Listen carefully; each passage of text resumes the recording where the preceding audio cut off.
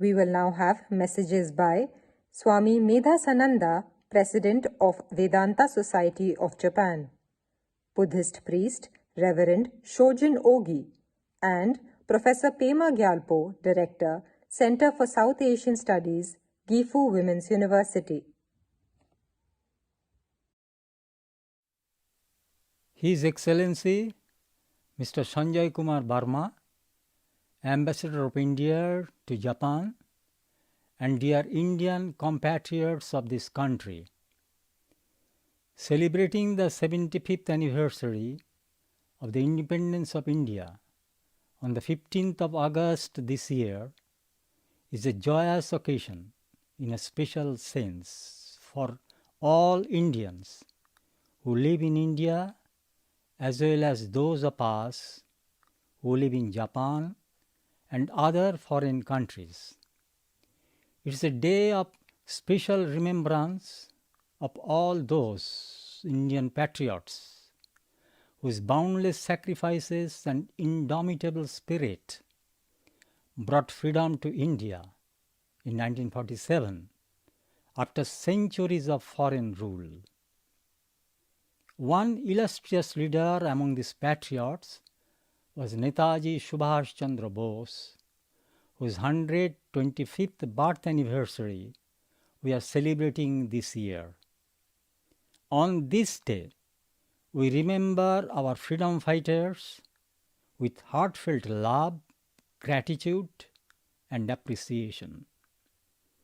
However, we should also remind ourselves of the dream of a great and prosperous India, which is our sacred responsibility to fulfill. Swami Vivekananda, the patriot prophet of modern India and the founder of the Ramakrishna Mission, of which ours is the only branch in Japan, had left a deep impact on the Indian people, including its illustrious leaders like Mahatma Gandhi and Aurobindo Ghosh. The glorious appearance of Vivekananda at the world's first Parliament of Religions in Chicago in September 1893 restored long-lost pride of India as a great nation. This incident actually marked the rise of India as a nation with a bright future after centuries of slumber and subjugation. More than 100 years before we commemorate today's event, Vivekananda had proclaimed about India, quote, "None can resist her anymore.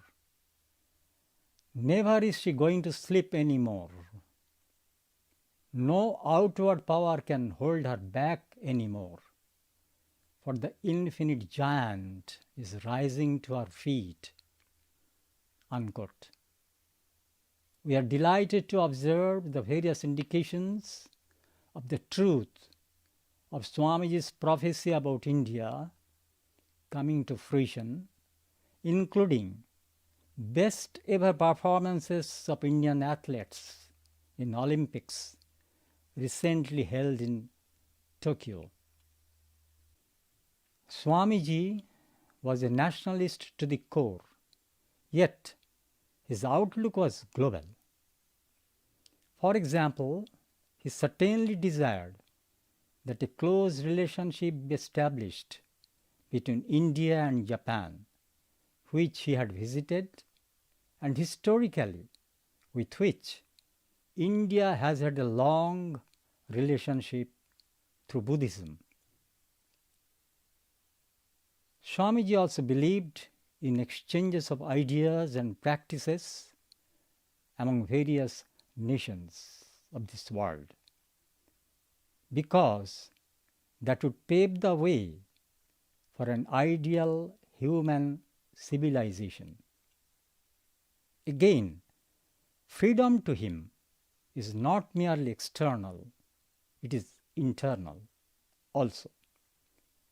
Along with political, economic, social, and other freedoms, we, as individuals and as nations, must aspire for the freedom from bondages of the senses, mind, and soul as well. In fact, this is the special message of India to other nations of the world. Hence, friends, let us all work in unison to achieve this lofty goal of freedom. Let it be our special vow on this auspicious occasion of celebrating India's 75th Independence Day. Jai Hind. Namaskar.